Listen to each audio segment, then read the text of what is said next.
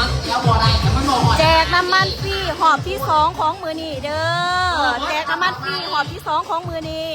สำหรับการแจกของพวกเฮาแม่นแจกเบิดมือเลยเด้อแต่ตอนเช้าแล้วก็พักเที่ยงเนาะอันนี้เขาเป็นหอบที่2เด้อสำหรับการแจกน้ำมันฟรีคนใดที่ว่าเขามาเนาะสำหรับคนใดที่ว่าเห็นคลิปนี้แล้วฝากกดไลค์กดแชร์แล้วก็กดติดตามเด้อแชร์ออกไปตอนนี้เนาะพี่น้องพี่น้องไปของลูกค้าเนาะได้เขามาเอาน้ำมันฟรีน้ำกันเด้อสำหรับสถานที่มันตั้งอยู่รัก11ทางไปปากซองเมืองบะเจียงแขวงจำปาสักเด้อห่านหุงเจริญสาขารัก11ทางไปปากซองที่ว่าสึกเพื่อจะให้รู้รอดแล้วแม่นให้กรณีพิเศษคนใดที่ว่าเขามาเนาะเพียงแต่ว่าเอาจักเขามาแล้วก็ทั้งห่านเท่ากับจะหายน้ำมันหายแบบนี้เลยเด้อสำหรับคนใดที่ว่าได้เนาะก็จะได้1ตุ๊กแบบนี้เลยเด้อตุ๊กหัวเสือ1ตุ๊กแบบนี้เลยต่อรถคันหนึ่งเด้อคนใดที่ว่าเขามาแล้วฝากกดไลค์กดแชร์เด้อฝากกดไลค์กดแชร์ในบ่ฝ่าใส่ถามบ่หอดหาคัดบ่ฝ่าใส่ผู้ใส่กับฟักเลยแล้วค่ะผู้ใส่อันและสำหรับการใส่น้ำมันเพิ่นจะใส่เป็นคิวเนาะเอาเป็นคิวเด้อเขาเทือละหาขั้นเนาะบางเสาร์นี่ร้ายแห้งไอดีบางเสาร์อันนี้เป็นหอบที่2เด้อสำหรับผู้ใดที่ว่าอยู่ขอบเขตไกลเคียงเนาะอยากมาใส่น้ำมันเลยไปนาเลยจะเริ่มเข้ากาสามารถเข้ามาได้เด้อไปนาบอสต่อแถวคนใดที่ว่าเข้ามาแล้วเนาะกดไลค์กดแชร์ออกไปเลยเด้อไปเรียกไปเลยกดไลค์กดแชร์ออกไปเลยเนาะไปอีกสบายดีเด้อ112คนสบายดีบอกป้าค่อยข่าวพอแซ่บกันห่านอยู่ใสสถานที่ห่านเป็นต่างอยู่รัก11ทางไปปากคลองเมืองบาเจียงแขวงจำปาสักเด้อปิดแจกฟรีโบเมนแล้วแจกฟรีเฮาบ่ได้เอาเงินเด้อแจกฟรีสำหรับคนใดที่ว่าเขามาเนาะเขาจะเติมน้ำมันฟรีให้แบบนี้เลยเด้ออันนี้เป็นหอบที่2ของมือนี้แจกฟรีแบบบ่ได้เสียเงินเลยเด้อและมือนี้เขาแจกให้หาพุ้ยเนาะหาพุ้ยนี่ก็แมนเบิร์ดแล้วก็ด่านเทิงแน่เนาะแล้วก็อันนี้แน่เด้อนี่ผู้ที่หาพุ้ยเนาะเขาแจกให้มือนี้สำหรับคนใดที่ว่าอยู่ขอบเขตไกลเคียงกับหาดของพวกเฮาเนาะหรือว่าคนใดที่ว่าไกลไปไกลมาเขามาปากเซ่จังสี่กาสามารถเขามาเวทั้งหาดเฮาก่อนได้เด้อหาดหุงเจริญตั้งอยู่ไม้เลยเนาะคนไหนที่ว่ามีดินที่บ้านนี่ไม้เลยเมืองบาเจียงแขวงจำปาสักเด้อมาเลยเนาะเพราะว่าตอนนี้เขาเจ้ากำลังเล่นกันเขามาบางคนกระทาตั้งแต่บางคนกระทาตั้งแต่12 โมงนอนจนหอด3 โมงจังสีนะโอ้ไปไต่อีต้นเขาเจ้านี่ใดแต่ว่าบางคนนะเขาเจ้าแบบบ่มีน้ำมันดีแบบเขาเจ้าสู้รถมาแต่พูดเขาเห็นเนาะตอนเที่ยงเขาเจ้าสู้รถมาแล้วก็มาจอดรถอยู่ในนี่นะว้าเขาเห็นไปไต่อีต้นดีแต่ว่าคนใดที่ว่าเห็นคลิปนี้แล้วเนาะฝากกดไลค์กดแชร์เด้อฝากกดไลค์กดแชร์แล้วก็กดติดตามเพจแน่เนาะสถานที่ตั้งอยู่ใสตั้งอยู่รัก11ทางไปปากซองเมืองบาเจียงแขวงจำปาสักเด้อเข้ามาเลยเนาะสำหรับคนใดที่ว่าจะเข้ามาส้มเซยนำใจแม่นแล้วคนลาวเขาต้องช่วยกันเนาะช่วยเหลือกันยามวิกฤตยามที่ว่าเฮาบ่มีเนาะคือทุกมือนี่น้ำมันจะหายากบ่ว่าแต่เฮาสิแบบสิซื้อดอกขนาดบ่ว่าแต่เฮาสิหายพี่เนาะขนาดว่าหาซื้อนี่ก็ยังยากแล้วส้มเซยเด้อจัดระเบียบได้ดีแม่บักตีเนาะขอบใจเด้อแมนผู้ซื้อว่าเป็นระเบียบกว่าตอนเสาร์เนาะเพราะว่าเอาตามคิวเอาตามเขียวเลยแต่ว่าทุกคนแมนได้ใส่เมิร์ดเนาะแต่ว่าบ่ให้นัดคิวกันคนใดที่ว่ามาก่อนแมนใส่ก่อนคนมานำล้างก็ต้องรอถ่ายคิวเนาะ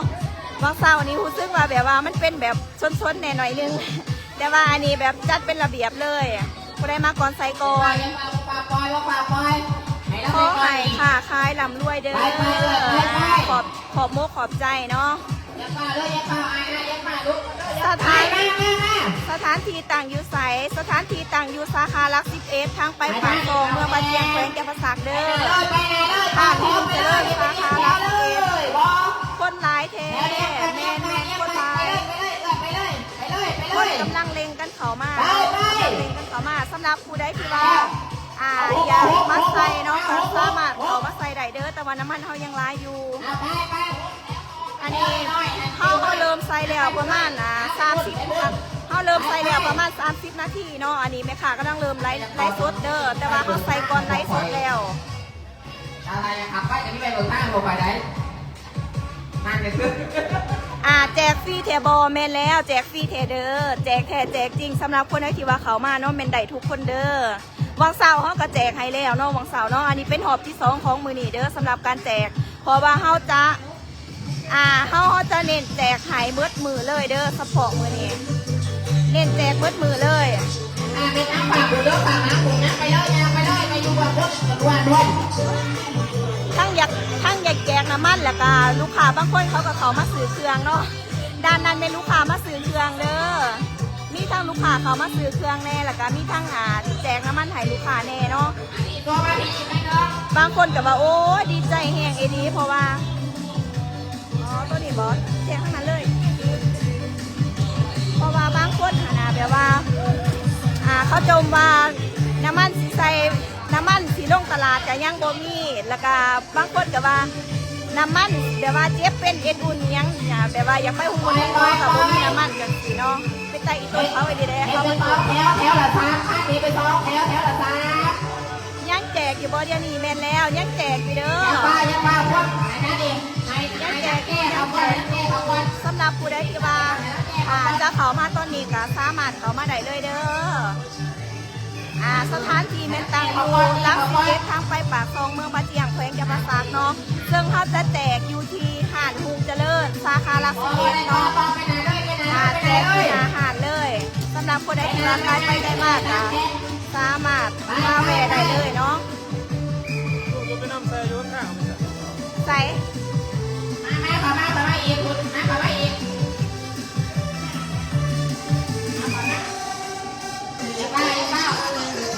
ถ้าจะให้ทุกหัวเสือหนึ่งเด้อถ้าจะให้ทุกหัวเสือหนึ่งโตคนหนึ่งโตรถคันหนึ่งแต่ว่าคนไหนที่ว่าเขามาเนาะแม่เขาจะให้เฉพาะคนที่ว่ามีรถเด้อถามว่าเอากระตุกมาแม่เขาบอกให้เนาะรถคันหนึ่งได้ตุกหนึ่งเด้อได้ทุกคนเนาะเพราะว่าผู้ที่ถือเขาสวมแต่ว่าเขาจะเริ่มเรียกเรื่องงานเนาะ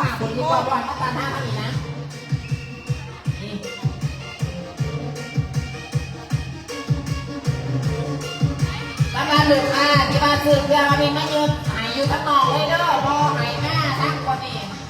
พอสัญจรทั้งรถก็จับนี่ไปเวสื่อเครื่องโอ้บางคนกะว่ามาซื้อเครื่องในส่วน1 โมง2 โมงส่วน1 โมง 2 โมงไม่เท่ายังบ่ทันได้แจกเด้อ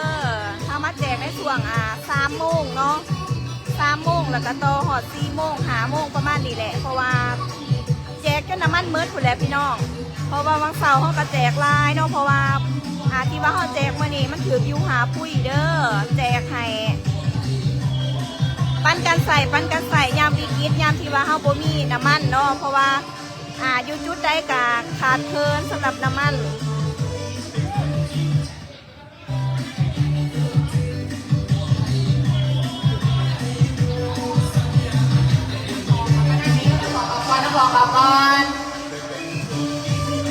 ก่อนจะรับกันมาข้าวยืดก่อนแล้วจับขอข้าวยืดก่อนขอข้าวคนร้ายแม่เนาะแม่คนร้ายคนร้ายขอให้หานโศกมาหนำด้วยเด้อขอบใจทุกคนเนาะสำหรับคำอวยพรเด้อลูกค้าทุกส้มเซยเด้อเพิ่นว่าขอบใจหลายๆขอบใจทุกคนเด้ออยู่ไซเดสถานที่มันหาดฮุงเจริญสาขาลัก11ทางไปปากซองเมืองมาเจียงแขวงจำปาสักเด้อใจเย็นๆเด้อใจเย็นตอนนี้ยังได้อยู่บ่แม่แล้วยังได้อยู่เด้อ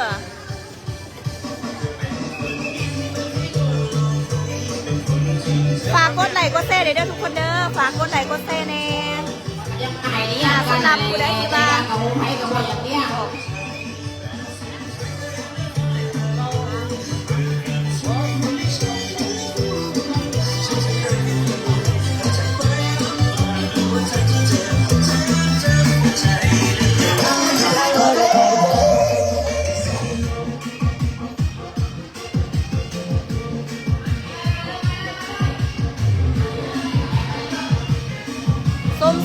น้ำใจงามหลายขอบใจหลายๆเด้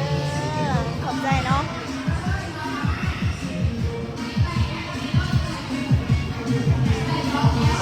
บ่ซื้อเครื่องก็ได้บ่ซื้อเครื่องแต่ว่าจะเขามีรถเป็นเอาเขาไปเลยเพิ่นจะเติมให้แม่คณะซื้อเครื่องเขาไปแจกคนใดอยู่คณะเอาแบบนั้นแม่นเอารถเขาไปเลยเพราะว่าบริษัทตุ้มดีใจแทนประชาชนเด้ขอหายโดยรวยเด้อขอบใจหลายๆเด้อขอบใจทุกคนเนาะสำหรับผู้ใดที่ว่าอวยพรกะให้โชคมันร่ำรวยคือกันเด้อสถานที่เนาะสำหรับสถานที่มันต่างอยู่หลัก11ทางไปปากซองเมืองบาเจียงแขวงจำปาสักเด้อคนใดที่ว่าไกลไปไกลมาเนาะก็สามารถเข้ามาแวะได้เนาะสำหรับการเติมน้ำมันของเฮาก็เป็นหอบที่2ของมือนี่เด้อเป็นหอบที่2เติมแบบรัวๆเลยเนาะวังเสาร์ก็เติมแล้วรอบนึงอันนี้ก็เติมอีกเป็นรอบที่2บ่ได้เสียเงินเด้อบ่มีเงินก็สามารถเข้ามาได้เนาะเข้ามาเติมได้เด้อพ่อแม่ประชาชนเนาะคนใดที่ว่าอยู่ขอบเขตไกลเคียง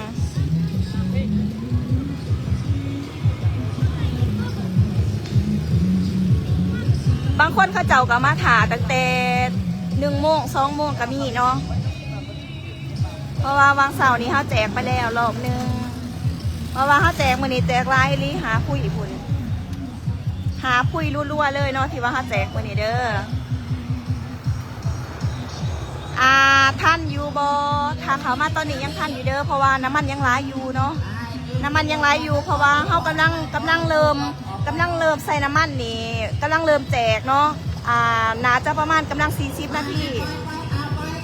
ตอนนี้ยังท่านอยู่เด้อแต่ว่าต้องมาด่วนๆแน่เพราะว่าเขาเจ้ามาหลายเนาะผู้ใดมาก่อนใส่ก่อนผู้ใดมาน้ำหลังเหม็นใส่น้ำหลังสถานที่แมนฮันฮูเจริญสาขาหลัก11ทางไปปากซองเมืองบาเจียงแขวงจำปาสักเด้อสำหรับผู้ใดที่ว่าเขามาแล้วเนาะอย่าลืมกดไลค์กดแชร์เด้อแล้วก็กดติดตามเพจแน่เนาะ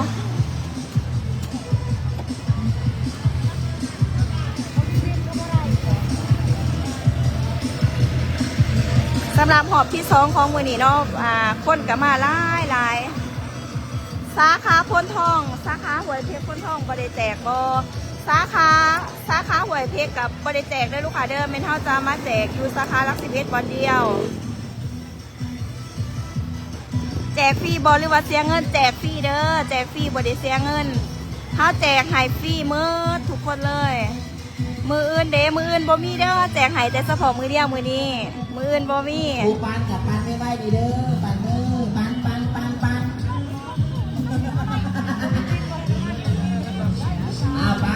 ันเลยปันมาเด้อมาด่วนๆเด้อเพราะว่าตอนนี้แบบนักทำนักเฮียนกะกำลังเลิกไปเฮียนว่าสันๆเนาะเขาเจ้าก็มาเวใส่น้ำมันเลย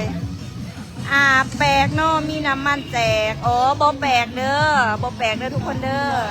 สำหรับน้ำมันของเฮาเม้นเฮากักตุนไว้แต่2 เดือนหลังผู้แหละเพราะว่าเฮาซื้อไว้แบบใส่รถใหญ่แล้วก็ไปส่งเครื่องให้ลูกค้าเนาะแต่ถามว่าน้ำมันมีหลายบ่มันก็บ่หลายเนาะมันก็บ่หลายเท่าแต่ว่าเฮามาแบ่งปันให้เด้อแบ่งปันให้แล้วก็ผู้ใดที่ว่าแบบบ่มีน้ำมันเนาะเพราะว่าช่วงนี้เฮาก็ฮู้ๆกันอยู่แต่ว่าขาดแคลนน้ำมันเนาะขนาดไปหาซื้อมันก็ยังบ่มีตอนนี้เป็นน้ำจิตน้ำใจจากทางหารเฮาเด้อถ้าว่าถามสื่อปัจจุบันนี้มีบ่มีแล้วเนาะ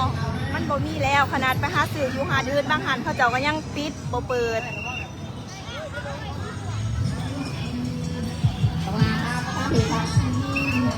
แจกหอดจากโมงสำหรับการแจกนี่ยิ่งตามน้ำมันเฮาเนาะถ้าว่าน้ำมันเฮาเบิดเลยเพราะว่าตอนนี้ยังตอนนี้ก็ยังอยู่2 คุยเด้อยัง2 คุยด่วนเด้อสำหรับผู้ใดที่ว่าอยากได้น้ำมันฟรีเนาะเขาเติมหายฟรีจากหานฮูเจริญสาขาหลัก11ทางไปปากซองเมืองบาเจียงแขวงจำปาสักเด้อ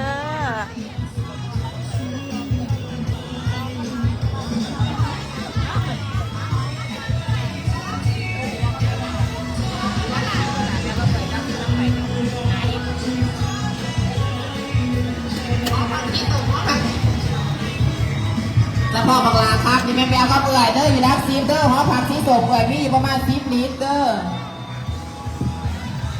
ไก่ซื้อตูนเด้อถามหาไก่ซื้อตูน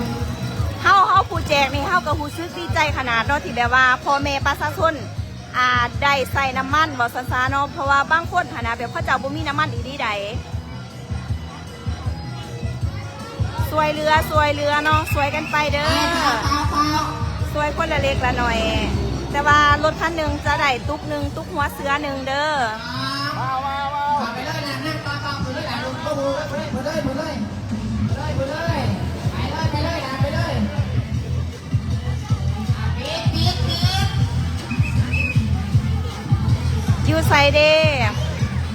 จากหันหุงเจริญสาขาลัก11ทางไปปากซองเมืองบาเจียงแขวงเจ้าภาษาเด้อมาด่วนเนาะสำหรับผู้ได้ที่ว่าจ้าเขามาเป็นมาด่วนเด้อ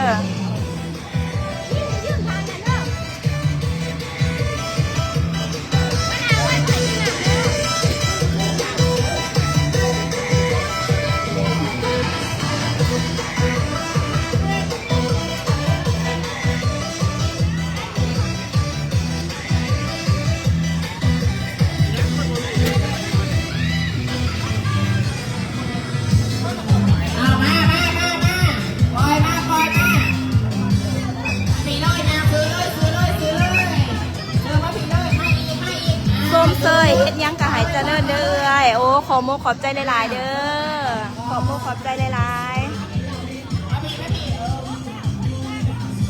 ๆผู้ใดมาก่อนได้ใส่ก่อนเด้อผู้ใดมาสามเป็นใส่น้ำลัง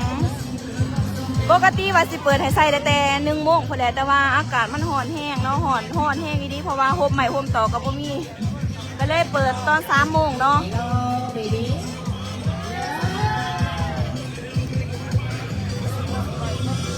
เราจะซีอยู่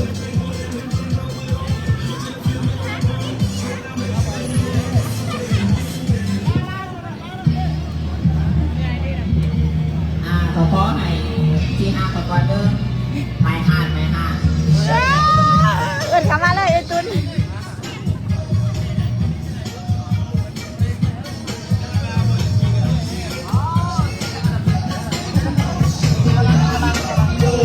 โอเค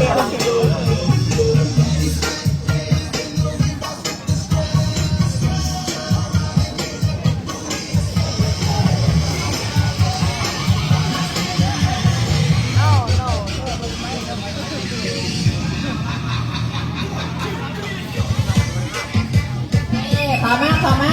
แป๊บเดิมแล้วเจ้าแป๊บเดิมค่อยๆค่ะพลังนะไอ้ตุนเอาพลังกันCome on, please. Oh, hey, baby, go.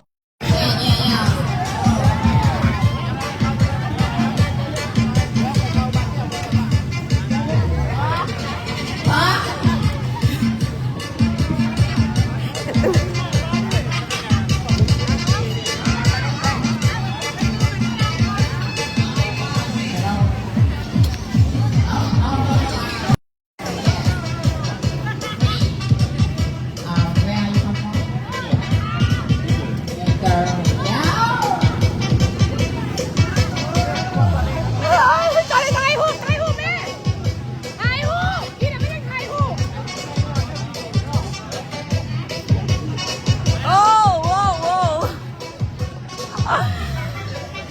เ